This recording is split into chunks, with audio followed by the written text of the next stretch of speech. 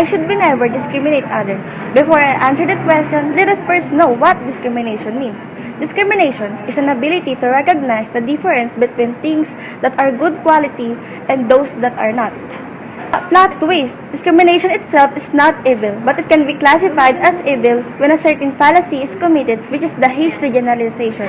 Hasty generalization is a fallacy in which a conclusion is not logically justified by sufficient or unbiased evidence. Moving back to the question, we should never discriminate others because it can create a huge amount of impact to the victims, and this includes anxiety, depression, and suicide. It can also violate human rights and can make inequality present in the society. Anxiety. We all are aware about discrimination. However, are we aware about the effects if we discriminate others? One of those effects is anxiety. Anxiety is a feeling of nervous, worry, or unease, typically in an imminent event or something with certain outcome. If you discriminate other people or a certain person, that person will feel anxiety or trauma. Every time they will see you or if you come closer to them, they will start to avoid you as much as they can because of the fear and insecurities that you cause to that person. Depression and suicide.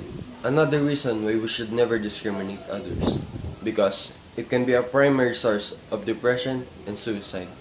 It begins when someone judges or discriminates others by their physical appearance. It can make the victim self-conscious, and those hurtful words can cause depression. Remember that depression is the main cause of suicide, and we don't want this to happen to other people, especially the rates of suicide increases year per year, and it's important that we are all aware of this. Human rights discrimination. You can also be associated with violation of human rights, just like what the African and American experience when they being discriminated. Under Jim Crow laws, the white people are always prioritized, while Africans have no choice but to follow them, or else they will suffer physical abuse. If you are going to relate this to the present issue, bullying is another example violating human rights for the reason what it can either be associated with physical or verbal abuse. Inequality. Another reason why we should not tolerate discrimination because it can give the presence of inequality to our society. Ageism, racism, and gender inequality are the examples of it.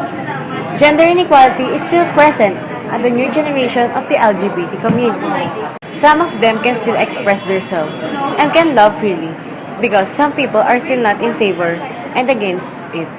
Discrimination can be a primary cause of arising problems in society such as violation of human rights, inequality, mental health issues such as anxiety and depression, and the increase of suicide rates.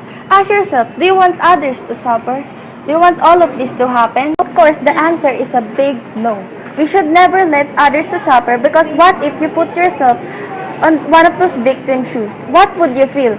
I want you all to reflect and contemplate on these questions in order for you to empathize with those victims of discrimination. Instead of spreading hate, we should spread love, kindness, and respect to everyone, regardless of race, sex, or anything else which defines or separates us.